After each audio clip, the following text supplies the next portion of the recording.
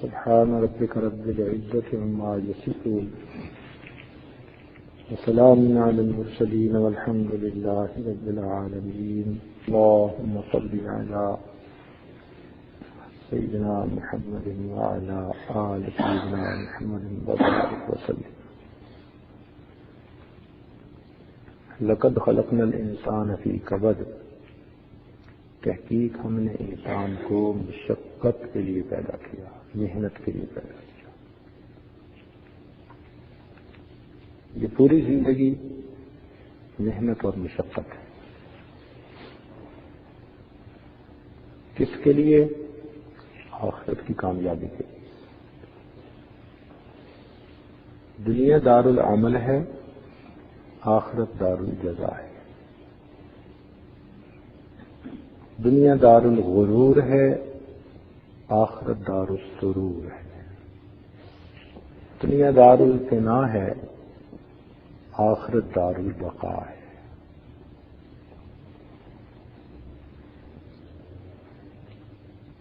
دنیا مٹی اور گارے سے بنی اور فنا ہونے والی ہے. جنت سونے اور چاندی سے بنی اور ہمیشہ باقی رہنے والی ہے. جس انسان کو دنیا کی حقیقت کا پتہ چلا وہ دنیا سے نفرت کیے بغیر رہ نہیں سکتا، اور جس انسان کو اللہ رب العزت کی عظمتوں کی معرفت حاصل ہوئی وہ اللہ سے محبت کیے بغیر رہ نہیں سکتا. تو ہم یہاں پر آرام کے لیے نہیں، کام کے لیے پیدا ہوئے ہیں. تو مقصد زندگی کام کام کام، بس تھوڑا آرام. جب انسان کام ہی کام کرتا ہے اور بدن کو راحت پہنچانے کے لیے تھوڑی دیر بس آرام کرتا ہے تو اس کے آرام کے وقت کو بھی اللہ عبادت میں شمار کر لیتے ہیں. اس لیے حدیث پاک میں فرمایا نوم العلماء عبادت، علماء کی نیند بھی عبادت ہوتی ہے. اس کی وجہ کیا ہے کہ فرض کرو ایک کارپینٹر آپ کے ہاں کام کر رہا ہے. اب کام کرنے کے دوران اس کی جو مشین تھی اس کی بیٹری ڈسچارج ہو گئی اور اس نے اس کو چارجنگ پہ لگا دیا. اب جب تک اس نے چارجنگ پہ اس کو لگایا تو وہ کام تو نہیں کر پا رہا. آدھا گھنٹہ صحیح، 1 گھنٹہ صحیح، یا اس دوران اس کو بھوک لگی دوپہر کے وقت اور اس نے کھانا کھانا ہے. تو دنیا کا کوئی بھی آدمی اس کی مزدوری میں سے 1 گھنٹے کا وقت کم نہیں کرتا. اس کی مزدوری 8 گھنٹے ہی شمار ہوتی ہے. حالانکہ اس 1 گھنٹے میں اس نے کھانا بھی کھایا تھا، ضرورت سے بھی فارغ ہوا، پانی بھی پیا، آرام بھی کیا، لیکن سب لوگ کہیں گے جی یہ تو ضرورت تھی. تو جس طرح دنیا میں مزدور کی ضرورت کے وقت کو بھی اس کے اجرت کے وقت میں شامل کیا جاتا ہے، اللہ رب العزت نے علماء کی نیند کے وقت کو بھی ان کے عمل کے وقت میں شامل فرما دیا. فرمایا عبادت. کام کرتے کرتے یہ تھک گئے ہیں، جسم کی بیٹری ڈاؤن ہو گئی ہے. اب یہ تھوڑی دیر آرام کریں گے نا تو یہ ریچارج ہو جائیں گے، پھر کام کریں گے. تو مومن کام کرتا ہے اور اگر کسی وقت آرام بھی کرے تو آرام پر بھی اللہ کام کا اجر عطا کر دیتے ہیں. خوش نصیب ہیں وہ لوگ کہ جن کی نیند پر بھی ان کو عبادت کا اجر ملتا ہے. تو زندگی کام کے لیے ملی. ہم سب کے سب اس محنت میں لگے ہوئے ہیں کہ ہم اپنے رب کو راضی کر لیں. ان قریب یہ زندگی ختم ہو جائے گی.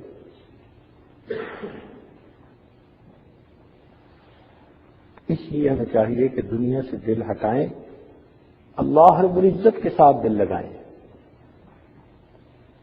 خواجہ فرید الدین عطار رحمۃ اللہ علیہ ایک بزرگ گزرے ہیں جنہوں نے تذکرۃ الاولیاء کتاب لکھی. نوجوانی میں یہ عطر بیچتے تھے، عطار تھے، اور عطر کی شیشیں ہوتی ہیں، خوشبوئیں پڑی ہوتی ہیں. ان کی توبہ کا واقعہ عجیب ہے. ایک آدمی ان کے ہاں داخل ہوا اور ان کی شیشیوں کو بڑے حیران ہو کر دیکھنے لگا، بڑے غور سے۔ پہلے تو یہ سمجھے کہ شاید کوئی خریدنے والے، لیکن پھر انہوں نے محسوس کیا کہ یہ تو ایسے ہی دیکھ رہا ہے۔ تو ان پوچھا بابا جی کیا دیکھتے ہو؟ تو وہ کہنے لگا کہ میں یہ دیکھتا ہوں کہ تیری جان اتنی شیشیوں میں اٹکی ہوئی ہے، یہ کیسے نکلے گی؟ اور جب اس نے یہ بات کی نا کہ تیری جان اتنی شیشیوں میں اٹکی ہوئی ہے، یہ کیسے نکلے گی، تو جوان سے غصہ آیا طبیعت میں، کہنے لگے جیسے آپ کی نکلے گی ویسے میری نکلے گی۔ اس نے کہا کہ بیٹا میری تو ایسے نکلے گی، چادر اس کے پاس تھی، وہی سویا، کہتے لا الہ الا اللہ، اور لیٹا اور واقعی فوت ہو گیا۔ کہتے پھر میری تو ایسے نکلے گی۔ اللہ اکبر، مرتے مرتے دوسرے کی ہدایت کا سبب بن گیا۔ جب انہوں نے دیکھا کہ اللہ کا بندہ فوت ہو گیا تو دل پہ چوٹ لگی کہ واقعی جو محنت کرتے ہیں ان کے لیے پھر دنیا سے جانا کوئی مشکل نہیں ہوتا، اور ہم تو جھنجھٹوں میں پھنسے ہوئے ہیں، ہمارا کیا بنے گا؟ تب انہوں نے سچی توبہ کی، یہ نیک بنے، حتیٰ کہ پھر انہوں نے تذکرۃ الاولیاء کتاب لکھی۔ جنہوں نے محنت کی ہوتی ہے پھر ان کے لیے مرنا بڑا آسان۔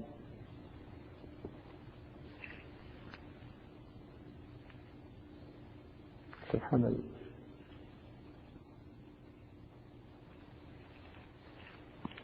ہمارے سلسلہ نقشبندیہ کے ایک بزرگ تھے، آخری وقت قریب آ گیا، بیمار تھے، تو آخری وقت میں بس وہ اللہ کی یاد میں مست تھے۔ اچھا کئی ناواقف لوگ جو ہوتے ہیں نا، اللہ بچائے آخری وقت میں کہیں وہ پاس نہ ہو، اوپر والے بڑی مصیبت کرتے ہیں، وہ بیچارہ مر رہا ہوتا ہے اور یہ اس کو ہلا ہلا کے پوچھتے ہیں پہچانا میں کون ہوں، میں کون بات کر رہا ہوں، بولو تو صحیح۔ او خدا کے بندے، وہ ساری زندگی تمہارے ساتھ بولتا رہا، اب تو اس کے جانے کا وقت ہے، اس کو یکسوئی کے ساتھ اللہ توبہ کرنے دو۔ وہ کوئی وقت ہے بیوی کو پہچاننے کا؟ خود عمر بیوی کو پہچانا اس نے، اب پہچان کروا رہی ہے، مجھے پہچان رہے ہو میں کون ہوں؟ تو وہ واقف نہیں ہوتے، ان کو پتہ نہیں ہوتا کہ وہ لمحہ کیسا عجیب لمحہ ہوتا ہے۔ اس وقت میں تو فقط یہ کرنا چاہیے کہ میت کے پاس بیٹھ کر اونچی آواز سے لا الہ الا اللہ، لا الہ الا اللہ، لا الہ الا اللہ محمد رسول اللہ، بس یہ کلمہ تھوڑا بلند آواز سے پڑھیں تاکہ اس کے کانوں میں آواز پہنچ جائے۔ اس کو تلقین کہتے ہیں۔ اگر وہ بھولا ہوا ہے اس سبق کو تو یہ سبق اسے یاد آ جائے۔ تو یہ بات ہمیشہ ذہن میں رکھیں، اصول بنا لیں کہ اگر کبھی آپ کو ایسا موقع آئے کہ کوئی بندہ ایسی کیفیت میں ہے، مت پوچھیں، بات کرو میں کون ہوں، آپ کون ہیں، گیا کون کا وقت ہے۔ اب تو اس کو یاد دلاؤ، اصل جو مقصد ہے من کان آخر کلامہ لا الہ الا اللہ دخل الجنہ، تو اس کو تو یہ یاد دلانا چاہیے۔ اچھا ایک اور یہ بات چل گئی تو چونکہ اہم بات ہے اس لیے ذرا ایک دو باتیں اس بارے میں بتاتا چلوں کہ لوگ ایک کام اس موقع پہ یہ کرتے ہیں کہ اس کو ڈاکٹروں کے حوالے کر دیتے ہیں اور ڈاکٹر اس کو نشے کا ٹیکہ لگا دیتے ہیں۔ یہ بہت خطرے کی بات ہے، بہت خطرے کی بات ہے، بیچارے کو کلمہ ہی نصیب نہیں ہوتا، اسی بے ہوشی میں ہی مر جاتا ہے۔ ہماری زندگی مسلمان کی زندگی ہے، کافر کی زندگی اور ہوتی ہے۔ جب محسوس ہو جائے کہ اس کی بیماری خطرناک ہے، فیٹل سائن آ چکے ہیں مہمان، ڈاکٹروں کے حوالے مت کرو۔ ڈاکٹر کتنا بچا لیں گے اس کو؟ 1 گھنٹہ بچ جائے گا، دوائیوں سے 2 دن بچ جائے گا، مرنا تو ہے ہی نہیں اس میں۔ تو ایسے موقع پہ اپنے میت کو کبھی ڈاکٹروں کے حوالے مت کیجیے، اس کو کہہ دیجیے کہ آپ نے بے ہوشی کا ٹیکہ نہیں لگانا۔ وہ کہے جی کہ انجینس فیل کر رہا ہے، کہو جو مرضی کرے، ہم مسلمان ہیں، اس وقت میں ہمارا ہوش میں ہونا ضروری ہے تاکہ وہ کلمہ پڑھ سکے. اس کو نشے کا ٹیکہ نہ دینے میں بالکل. ڈاکٹر حضرات کی اپنی نظر ہوتی ہے، یہ اچھے بھلے بندے کو کلمے سے محروم کر بیٹھتے ہیں.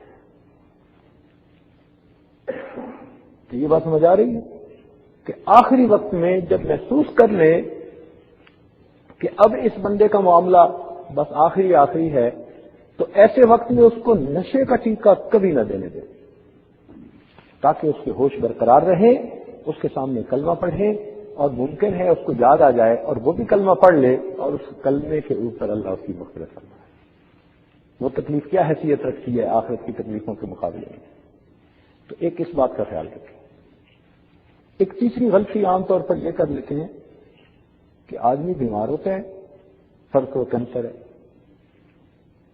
ہیپیٹائٹس سی ہے، تو کئی لوگ مریض سے چھپاتے ہیں، مریض کو پتہ نہیں چلنے دے. اس سے بڑی ناانصافی اور کیا ہو سکتی ہے؟ اوپر والے لوگ ملا کے اس مریض کو پتہ نہ چلنے دے. تو خدا کے بندو، مرنا اس نے ہے، اس کو موقع دو توبہ کرنے کا.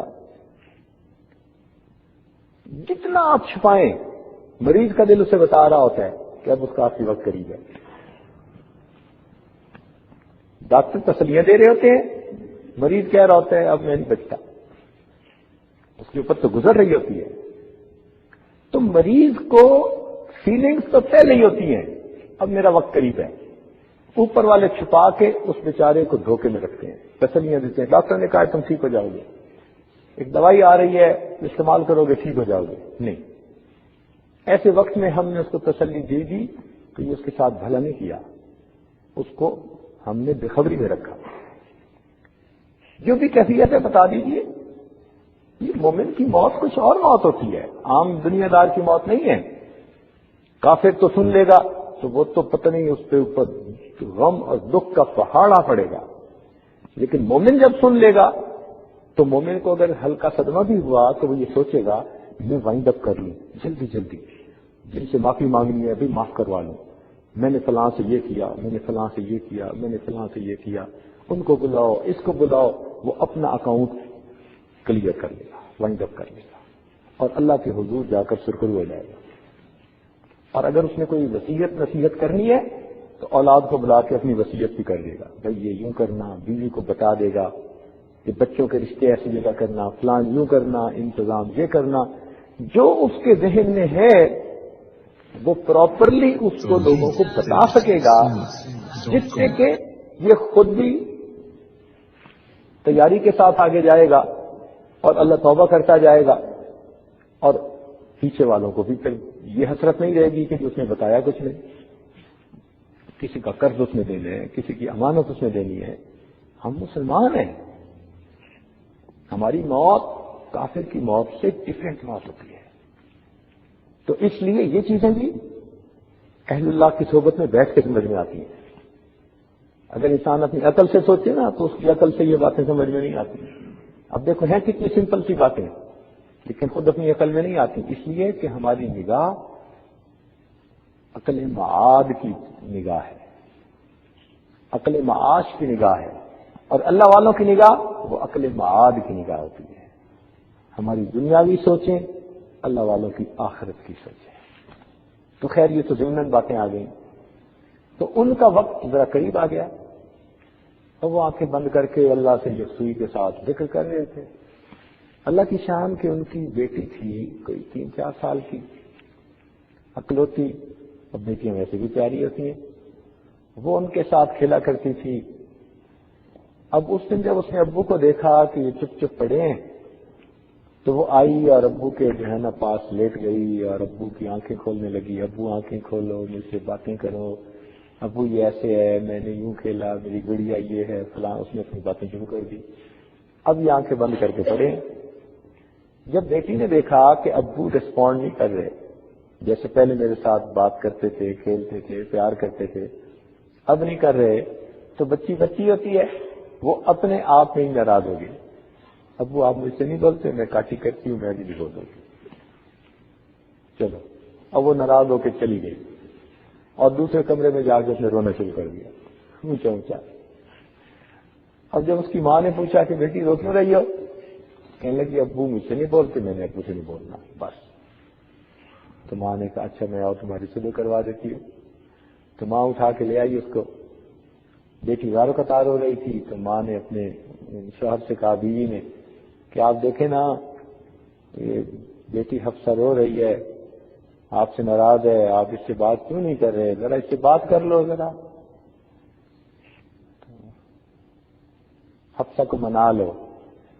تو جب اس نے کہا نا کہ آپ حفصہ کو منا لیں, تو اس وقت انہوں نے آنکھ کھولی اور آنکھ کھول کے کہا کون سی حفصہ اور کیسی حفصہ, ہم نے تو اپنے یار کو منا لیا, لا الہ الا اللہ محمد رسول اللہ. اور ان کی وفات ہو گئی. کون سی حفصہ اور کیسی حفصہ, ہم نے اپنے یار کو منا لیا, لا الہ الا اللہ محمد. تو جنہوں نے محنتیں کی ہوتی ہیں نا, پھر ان کا آخری وقت ایسا ہوتا ہے, بڑے آرام اور سہولت کے ساتھ دنیا کی اس گھاٹی سے نکل جاتے ہیں. تو یہ دنیا کام کے لیے ہے, آرام کے لیے اللہ نے جنت بنائی ہے. ہم یہاں کام کرنے کے لیے آئے ہیں, محنت کرنے کے لیے, مشقت کے لیے. اب انسان دنیا کی سہولتوں کے لیے, حصول کے لیے, چیزوں کے حصول کے لیے مشقتیں اٹھاتا ہے. آپ جا کے دیکھیے, فیکٹریوں میں لوگ ساری رات نہیں جاگتے, 3 شفٹیں بنی ہوتی ہیں, عشاء سے فجر تک جاگتے رہتے ہیں. ایئرپورٹوں پہ لوگ جاگتے ہیں, ریلوے اسٹیشنوں پہ لوگ جاگتے ہیں. آپ کو ایک تعداد ملے گی, ہزاروں کی تعداد میں لوگ ہیں جو راتوں کو جاگتے ہیں. بڑی بڑی انڈسٹریز میں راتوں کی شفٹ میں سینکڑوں نہیں ہزاروں لوگ کام کرتے ہیں. تو دیکھیے لوگ آج بھی راتوں کو جاگ رہے ہیں. تو اگر دنیا کے لیے وہ جاگ سکتے ہیں تو ہمیں اگر آخرت کے لیے رات کو جاگنا پڑ جائے تو اس میں کون سی مشکل کی بات ہے. لوگ سفر کرتے ہیں, مگر کسی کا سفر بزنس کے لیے, دکان کے لیے, دفتر کے لیے سفر کر رہے ہوتے ہیں. کچھ رشتہ داروں کے لیے سفر کرتے ہیں. اور پتہ ہے دنیا کا ایک حصہ ہر وقت سفر میں ہی ہوتا ہے. یہ دیکھو نا ذرا ہائی وے پر گاڑیاں کیسے چونٹیوں کی طرح چل رہی ہوتی ہیں, لائن میں بھاگ رہی ہوتی ہیں. یہ سب لوگ سفر کر رہے ہیں. کیوں؟ مقصد ہے. تو اگر یہ دنیا کے لیے سفر کر رہے ہیں تو ہم نے اگر آخرت کے لیے سفر کیا تو یہ کون سی سمجھے کی بات ہے. تو اب 2 باتیں سامنے آئی کہ اگر دین کے لیے انسان کو جاگنا بھی پڑ جائے, دین کے لیے انسان کو سفر کرنا ہی پڑ جائے, تو یہ اللہ پر کوئی احسان نہیں, یہ اللہ تعالیٰ کا ہم پر احسان ہے. اس نے ہمیں توفیق دے دی. اگر اللہ تعالیٰ توفیق نہ دیتے تو پھر کتنوں کو توفیق نہیں ہے اس قسم کا سفر کرنے کی, بلکہ یہ توفیق بھی نہیں کہ وہ چل کے مسجد تک آ جائیں. مسجد کے قریب ہوتے ہیں, مسجد میں آنے کی توفیق نہیں ہوتی. بلکہ ایک آدمی کو تو دیکھا کہ مسجد کی جو دکانیں بنی ہوئی تھی نا, ان میں وہ دکاندار تھا مگر اس کو جماعت کی نماز کی توفیق نہیں تھی. ایسے بھی ہوتا ہے, اتنا قریب رہ کے بھی توفیق چھین لی. آپ بتائیں کہ آپ اگر کسی شخص سے ناراض ہوں تو اس کو گھر آنے دیں گے؟ کسی کو ناپسند کرتے ہوں اس انسان کو اپنے گھر میں داخل ہونے دیں گے؟ نہیں آنے دیں گے. تو اگر ہم ناراض ہیں, ہم کسی کو اپنے گھر نہیں آنے دیتے, داخل نہیں ہونے دیتے, تو اگر اللہ تعالیٰ کسی سے ناراض ہوں تو پھر اس کو مسجد میں آنے دیں گے؟ پھر اللہ بھی اس کا دل اچاٹ کر دیتے ہیں. دل ہی نہیں کرتا مسجد آنے کو اس کا. اور کوئی پکڑ کے کسی وقت جکڑ کے لے بھی آئے تو بیچارے ایسے ہوتے ہیں جیسے قید میں, بس فرض کا سلام پھیرا, بھاگے اور باہر نکل کے جیسے پرندہ پنجرے سے چھوٹ گیا. ایسے ان کی حالت ہوتی ہے. جبکہ مومن کی حالت یہ المؤمن فی المسجد کالسمک فی الماء، مومن تو مسجد میں ایسے ہوتا ہے جیسے پانی مچھلی جو ہے وہ پانی کے اندر ہوتی ہے. تو جیسے مچھلی کو پانی میں سکون ملتا ہے اس طرح مومن کو اللہ کی یاد میں سکون ملتا ہے. جیسے بچہ ماں کی گود میں آ کے سکون پا لیتا ہے، ایسے ہی مومن اللہ کے ذکر میں بیٹھ کر سکون پا لیتا ہے. تو آپ حضرات کا یہ سفر کرنا اور چل کے آنا یہ اللہ رب العزت کی رحمت ہے، یہ اس کی عنایت ہے، یہ اس کی توفیق ہے، اور یہ اس بات کی علامت ہے کہ اللہ تعالیٰ آپ کو کچھ دینا چاہتے ہیں. یہ پکی بات ہے. اچھا، آپ جب ایک الیکٹریشین کو گھر بنوائیں کام کے لیے اور وہ آ کے آپ کے گھر کام کرے تو پھر اس کو آپ مزدوری دیے بغیر واپس بھیج سکتے ہیں؟ آپ کا دل ہی نہیں چاہتا. آپ کے شرافت نفس اندر جو ہے نا وہ اس بات کو گوارا نہیں کرے گی کہ اس بندے نے تو کام کیا اور آپ اس کی پیمنٹ کے بغیر اس کو کہیں گے کہ جاؤ. تو جب اللہ رب العزت نے آپ کو دنیا کے کاموں سے فارغ کروا کے ایک نیک مقصد کے تحت اپنے گھر میں بلا لیا تو کیا وہ آپ کو یہاں سے خالی واپس بھیجے؟ جبکہ وہ خزانوں کا مالک بھی ہے. وَلِلَّهِ خَزَائِنُ السَّمَاوَاتِ وَالْأَرْضِ، کہ اس کے ہاتھ میں زمین اور آسمان کے خزانے ہیں، وہ کہاں ہے اس سے گوارا فرمائے. اس لیے آپ کا یہاں آ جانا اس بات کی دلیل ہے کہ پروردگار آپ کو کچھ دینا چاہتے ہیں. الحمدللہ ثم الحمدللہ. توحید-سنت.com جو سفر آپ نے کیا، اس طرح کے سفر دنیا میں بہت لوگوں نے کیے، اور ان لوگوں کا نام اللہ والے، علم والے، عمل والے، محبت والے، بہت سفر کیے. طلب علم میں سفر کیے. امام بخاری رحمۃ اللہ علیہ فرماتے ہیں کہ میں طلب حدیث میں اتنی مرتبہ کوفہ گیا کہ مجھے اب اس کی گنتی کا بھی اندازہ نہیں ہے، اتنی مرتبہ سفر کیا. بعض حضرات نے 800 میل کا سفر کیا صرف ایک حدیث سننے کے لیے، اور 800 میل کا سفر کر کے وہاں پہنچے اور اس راوی سے ملے اور کھڑے کھڑے اس سے حدیث سنی اور حدیث سن کے وہیں سے واپس، وہاں رات بھی نہیں ٹھہرے، واپس. ایسے ایسے سفر بھی کیے. اور اللہ والوں نے بھی سفر کیے. ان کی زندگیوں کا مطالعہ کر کے دیکھیں، خوب سفر کیے انہوں نے. ایک بزرگ تو ایسے تھے، ان کا نام تھا جہانیہ. وہ سفر پہ نکلے کہ میں اللہ والوں سے ملتا ہوں. لمبا سفر کیا اپنے زمانے کے اعتبار سے. کتنا لمبا سفر کیا کہ ان کا نام مشہور ہو گیا جہانیہ جہاں گشت رحمت اللہ علیہ. انہوں نے پورے جہان کا گشت کیا ہے.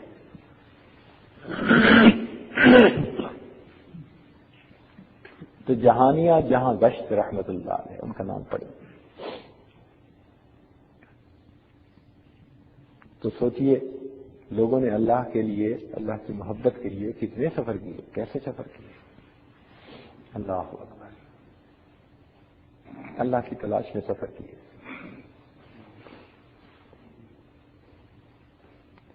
خواجہ میر چشتی اجمیری رحمۃ اللہ علیہ نے بنگال کا سفر کیا. کئی سالوں کے بعد واپس پہنچے تو ان کے فارسی کے تو اشعار ہیں لیکن کسی نے اردو میں ترجمہ کیا. تجھ کو جہاں میں ڈھونڈا تجھ کو کہیں نہ پایا، تجھ کو جہاں میں ڈھونڈا تجھ کو کہیں نہ پایا، اس جستجو نے ہم کو در در پھرا کے مارا. در در پھرتے تھے اللہ کی تلاش. کتنی محبت ہوگی ان لوگوں کے دلوں میں جو اللہ کی تلاش میں یوں اس شاخ کی مانند صحرا نوردی کرتے تھے. کبھی ادھر جاتے تھے کبھی ادھر جاتے تھے، محبوب کی خوشبو کہیں سے نصیب ہو جائے. تو پہلے زمانے میں ایسے سفر کرنے کی عادت عام تھی. آج یہ عادت گھٹ گئی ہے. بہرحال اگر کسی کو نصیب ہو تو وہ خوش نصیب.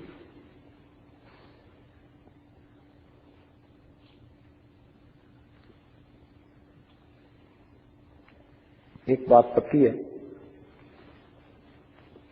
کہ اس راستے میں جب کوئی نکلتا ہے نا اللہ کی طلب والے راستے میں، تو پھر اس سفر کو ایک نسبت ہو جاتی ہے. سفر تو دنیا بھی بہت کرتی ہے، لیکن اس سفر کو پھر ایک نسبت ہو جاتی ہے. اللہ کی تلاش میں نکلا، اپنی اصلاح کے لیے نکلا، علم حاصل کرنے کے لیے نکلا.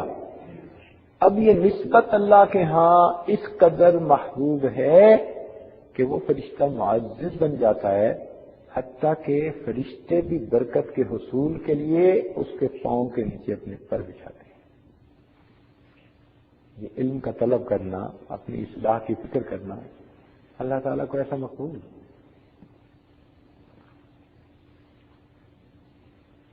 تو بھائی ہمارا نام بھی اس فہرست میں آئے گا نا جو اللہ کی تلاش میں نکلے. سچی بات ہے کہ ہم تو پوری زندگی جب بھی اپنے مشائخ کی خدمت میں جاتے تھے نا تو یہی سوچ کے جاتے تھے میں اللہ کی تلاش میں جا رہا ہوں، میں اللہ کی طلب میں جا رہا ہوں. تو ہم تو اپنے دوستوں کے ساتھ جاتے تھے اور اس خوشی سے چلتے تھے جس خوشی میں دلہا اپنی برات کے ساتھ چلتا ہے. ایسے خوش ہو کے چلتے تھے، اللہ کی تلاش میں نکلے، اللہ کو ڈھونڈنے کے لیے، اللہ کو پانے کے لیے.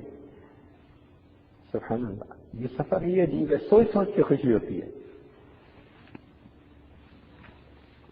تو اب آپ کے اس سفر کو نسبت ہو گئی اللہ والوں کے سفر کے ساتھ.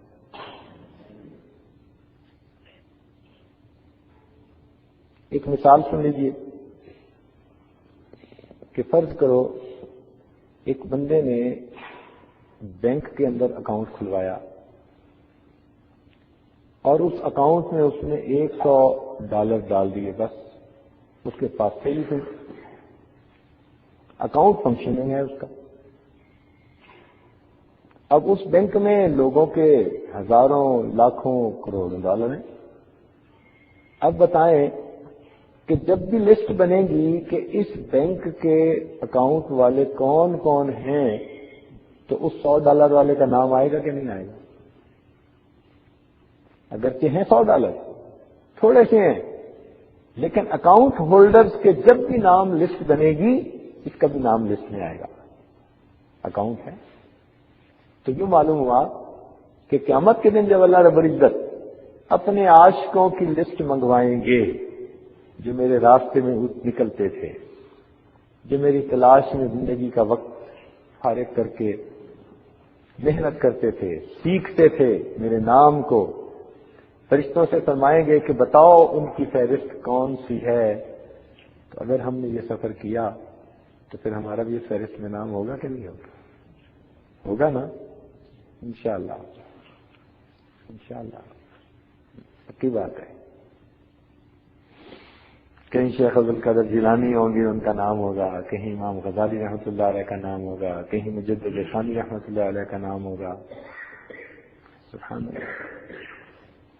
اور حضرت مجدد ثانی رحمۃ اللہ تو ماشاءاللہ گھر سے نکلے تھے حج کی نیت کر کے، سرہند سے جب دہلی پہنچے تو خواجہ باقی اللہ رحمۃ اللہ علیہ کے بیعت ہو گئے، مرید بن گئے اور حج کا ارادہ ترک کر کے وہیں پر رہے حتیٰ کہ اللہ نے ان کو مجدد ثانی بتا دیا. ماشاء اللہ.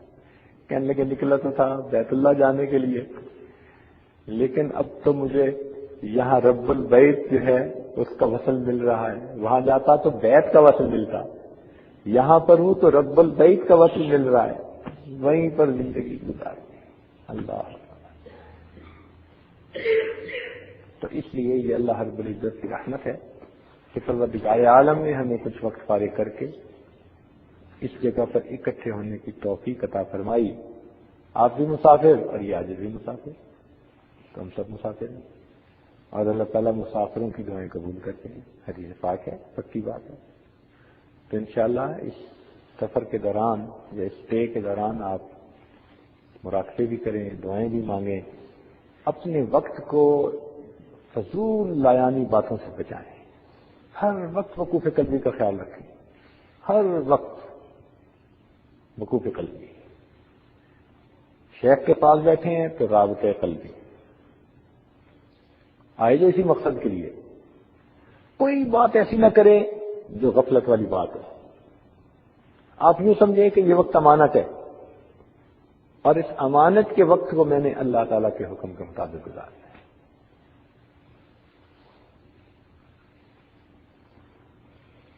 دعا ہے اللہ تعالیٰ آپ حضرات کے اس وقت کو قیمتی بنا دے اور جو مقصد آپ لے کر آئے ہیں اس مقصد کو پورا فرما دے اور آپ کو کامیابیوں کے ساتھ واپس لوٹائے.